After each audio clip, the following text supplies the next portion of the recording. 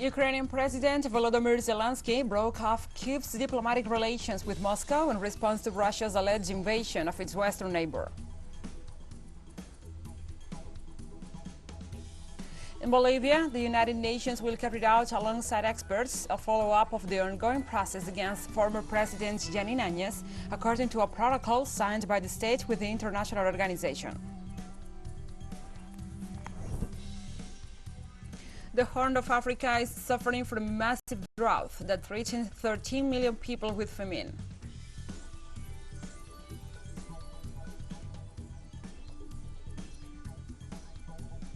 From the headquarters of Telesur English in Havana, Cuba, this is From the South. I'm your anchor, Gladys Quesada, and these are the news today. Ukrainian President Volodymyr Zelensky broke off Kyiv's diplomatic relations with Moscow in response to Russia's special operation in the Donbas region.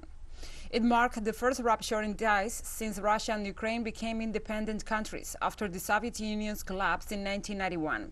Ukraine and Russia maintained ties throughout a complex history of relations that included two pro-Western revolutions in Kyiv in 2004 and 2014 that the Kremlin strongly opposed. Zelensky's decision came hours after Russian President Vladimir Putin announced that he made a decision to begin a special military operation in response to the Republic's request. The Russian leader underscored that Moscow doesn't plan to occupy Ukrainian territories.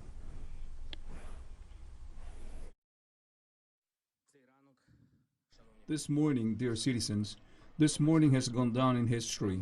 But this story is different, both for our country and for Russia.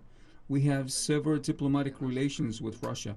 Ukraine is defending itself and will not give up its freedom, no matter what Moscow thinks. For Ukrainians' independence and the right to live on their land according to their will is of the highest value now.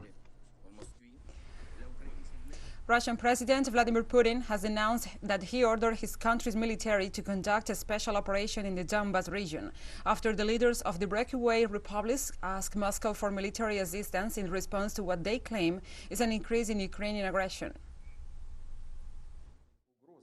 Go back to some of the concerns, the fundamental threats that have gradually evolved, that have been created by irresponsible policymakers in the West vis-à-vis Russia. I'm referring to the enlargement of NATO eastward. It's coming really close to the Russian borders. Over the 30 years, we've been persistently trying, but in vain, to agree on the principles of indivisible and equitable security. We've sent proposals, but we've heard lies or attempts to blackmail and bullying. In the meantime, NATO, despite our concerns and protests, has been expanding steadily. The military machine is moving ahead and, as I said, is coming to our borders. At the same time, in an address to the public, President Putin said that they wanted to demilitarize and denazify Ukraine. Eventually, the country was not ready to face a full-blown invasion by Nazi Germany that launched an aggression against the Soviet Union in the early hours on the 22nd of June 1941. We were able to stop the enemy. The attempt to appease the aggressor ahead of the war was a grave mistake, and it cost us a lot. We lost strategic territories and millions of people in the early months. We will not make such a mistake, such a blunder for a second time. We have no right to do it. Those who lay claims to world hegemony without any grounds call us, Russia, the enemy adversary, and they do have huge financial, scientific, military clout. We remain on topic. Russia's government ordered the closure of airspace over all the Ukrainian border until the next May 18th, as President Vladimir Putin orders special operation to defend Donbas. After knowing the Russian decision, Ukrainian government ordered the closure of airports on the eastern zone, where Donbas region is located, since this Wednesday midnight until Thursday at 7 a.m. The fact is producing internal escalation of violence made by Ukrainian forces against self-proclaimed republics of Donetsk and Luhansk continues.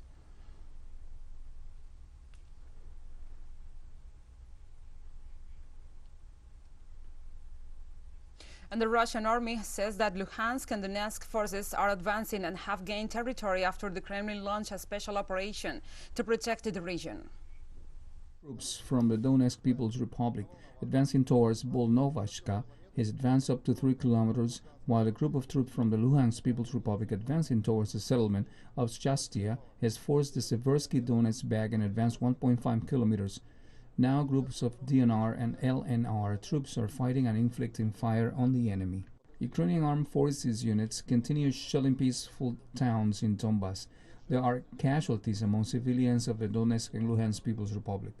The armed forces of the Russian Federation are not launching any missile, air or artillery strikes on Ukrainian towns. Ukrainian border guards have not resisted Russian units. Intelligence data shows that individual units and servicemen of the Ukrainian armed forces are leaving their position en masse, dropping their weapons. In the meantime, the Secretary General of the North Atlantic Treaty Organization, Jens Stoltenberg, said they had activated its defense plans for allied countries as Russia allegedly attacked Ukraine. Stoltenberg also stated NATO will hold an emergency summit with its 30 members on Friday to discuss security in Europe.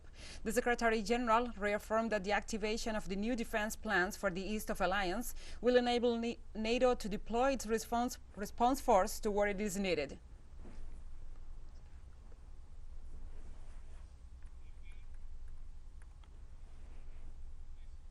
In Moscow on Wednesday, chiefs of the Donetsk People's Republics, Denis Pushilin, and the Luhansk People's Republic, Leonid Pasachnik, appealed to Russian President Vladimir Putin to request assistance.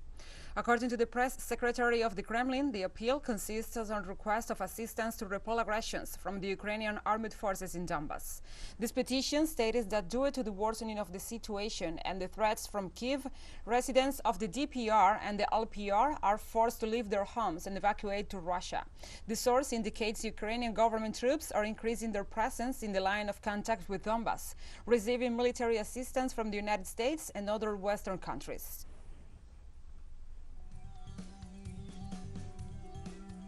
We'll take a short break now. Join us again after this.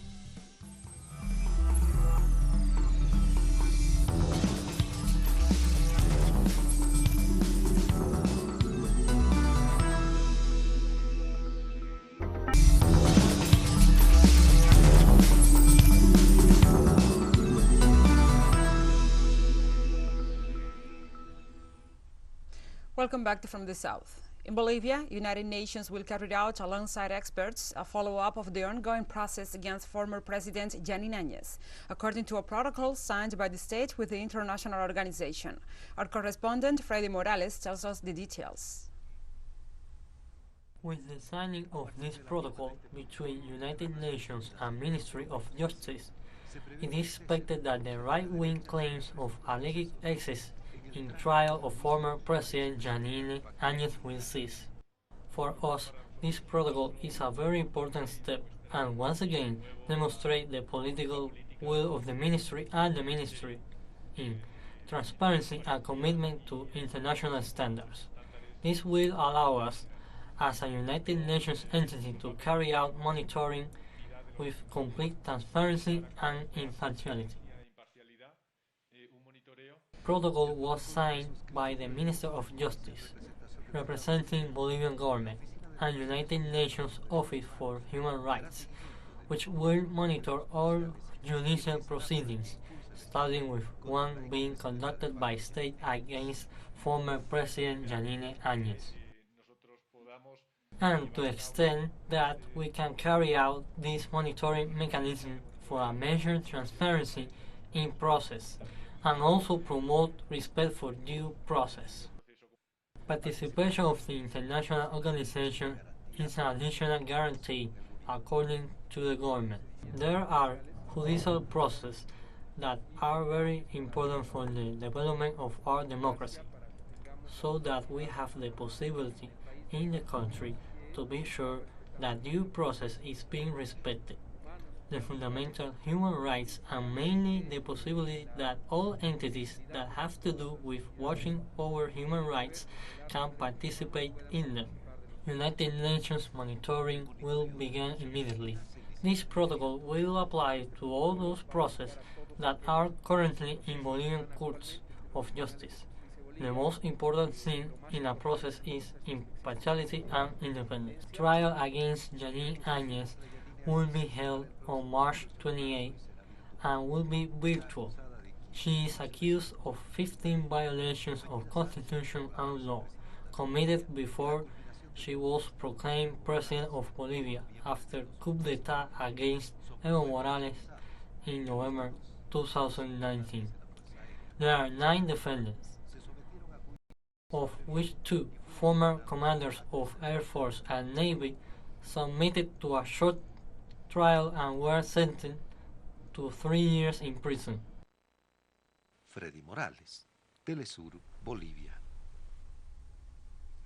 Thank you, Freddy, for this report. And now we move on to other topics. In Colombia, 2 weeks before parliamentary elections, systematic violence rises in the interior territories. Kidnappings and selective assassinations of social leaders are causing alarm among specialized agencies. The political contest portrayed by the media prior to the March 13th elections differs from the level of violence that has left at least 30 social leaders killed in 2022 alone. The murder of journalists and the forced displacement of peasants and natives, like the Embera Nation, add to the picture of violence throughout the country. These events are happening despite the early warnings issued by the Ombudsman's office, which documented the presence of armed groups and the risk of violence facing the upcoming elections.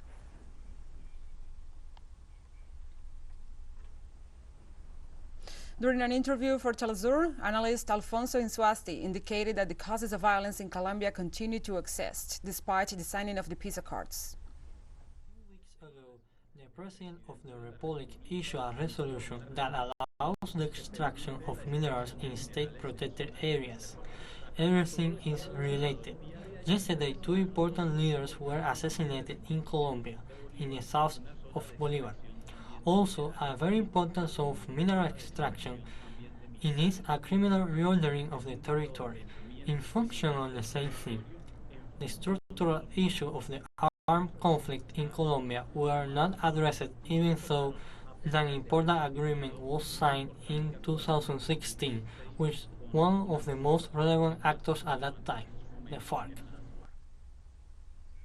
Alfonso Insuasti stated the upcoming legislative and presidential elections in Colombia have deepened the internal conflict in the country. Of course, the pressure against the communities.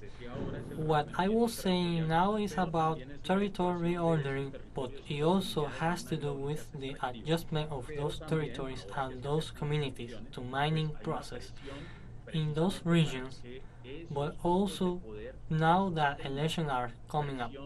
There is a certain pressure for these power groups to sustain themselves because they see themselves threatened in some way by perhaps a change to a progressive government. And this fear also makes the armed conflict to increase and rise in these months, as they dates for election for Congress as well as for the president approach. We remain in South America. In Brazil, former President Luiz Inácio Lula da Silva said Workers' Party opposes privatization of state-owned companies and warned investors not to buy Eletrobras. Brazil's government is seeking to end state control of Eletrobras, Latin America's largest electric company. Lula, in an interview, said that he believes that the state should maintain a strong hand in certain strategic sectors. The government wants to privatize Eletrobras, but the move has been delayed, according to Valor Econômico. Judge Vital do Rego of Brazil's Federal Accounts Court identified a methodological error regarding power output of Eletrobras in hydroelectric plants, also which could increase company's value by several billion reals. It's important for all of us to be conscious to sell Electrobras at banana prices, as they want to do, is to get rid of the public patrimony to enrich even more the richest. The result of this will be more unemployment, or the result of this will be more salary reduction, or the result of this will be more intermittent work and more workers doing irregular work because they will not have a secure employment as they have in a company such as Electobras. Mexico's government sent an official release to the State Secretary of the U.S., Anthony Blinken, after referring to the recent murders of the La Nación's journalists. The President, Andrés Manuel López Obrador, described the U.S. position as an interventionist attitude about the situation. Likewise, he pointed out that condemns and follows up his government. In turn, its justice is that isn't exist impunity. AMLO highlighted that the journalists' murder cases are under investigation of local authorities and feds, and also it has made teams to guarantee that it wouldn't be impunity.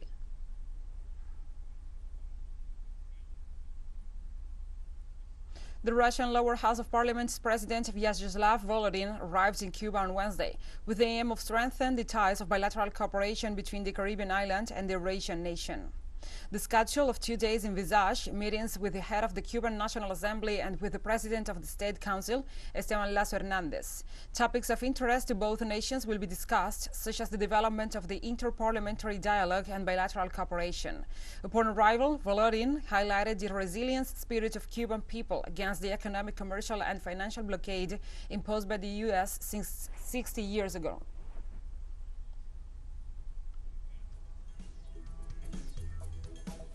And we have more news coming up after a final short break, so stay with us.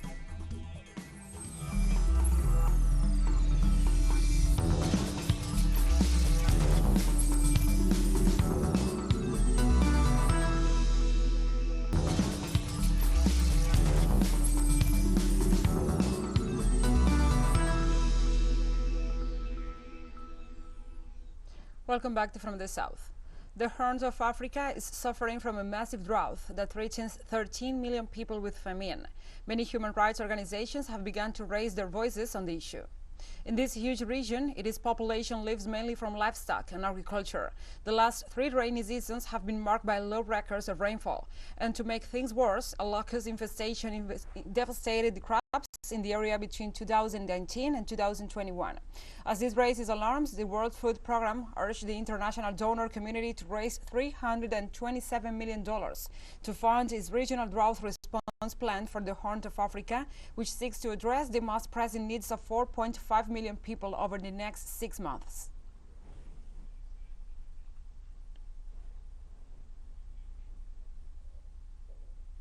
In Jordan, the Ministry of Tourism and Antiquities announced on Tuesday the discovery of a new archaeological site for religious rituals in the country's southeastern desert. The landmark's existence dates back to roughly 9,000 years ago. According to the ministry, the historical site, called Desert Kites because of its resemblance to the shape of a kite when looked from above, is considered one of the earliest large-scale artificial structures known to date in the world. Archaeologists found a huge number of human figurines, animal sculptures, marine fossils, and man-made tools of the Neolithic era in the excavation site. Experts believe the new discovery proves that the people of 7,000 before Christ has a complex hunting strategies and trace mechanisms. A tourism development plan for this location will be discussed in the future. These archaeological findings reflect historical identity and become the source of historical knowledge. The cultural value lies in enabling people and the society to better understand their past, match their present, and prepare for their future. The historic site in Jordan has great social, cultural, and economic value in the country and around the world. At least 18 civilians have been killed after their vehicle came under attack in a part of western Niger frequently targeted by rebel fighters. In a statement made by the country's interior minister, the attack in the Tillaberi region near the Malian border was attributed to armed bandits aboard several motorcycles. The government official also said 13 of the victims were from the village of Foneganda and 5 from the village of Tizegoru. In 2021, armed groups carried out numerous attacks in civilians in the region, including a November 2nd massacre of at least 69 members of a self-defense militia. In October that year, motorcycle riding assailants killed 10 people in a mosque near Tizegoru during evening prayers.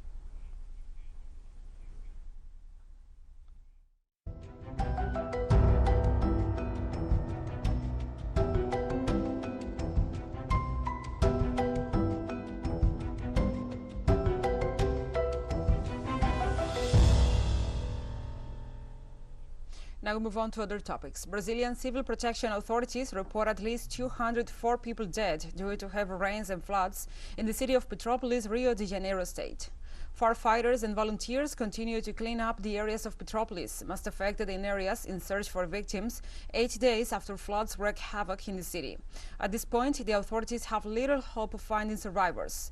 They also warn that the terrain is unstable due to heaps of mud and debris, so the search for victims carried out with hand tools and chainsaws in inaccessible areas or those of great risk.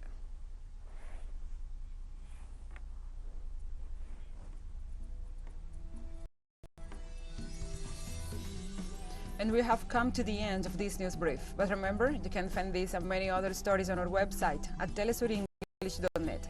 And also, if you feel so inclined, please join us on social media for all the latest news. We are on Facebook, Twitter, Instagram, and Telegram. For Telesur English, I'm Gladys Quesada. Thank you for watching.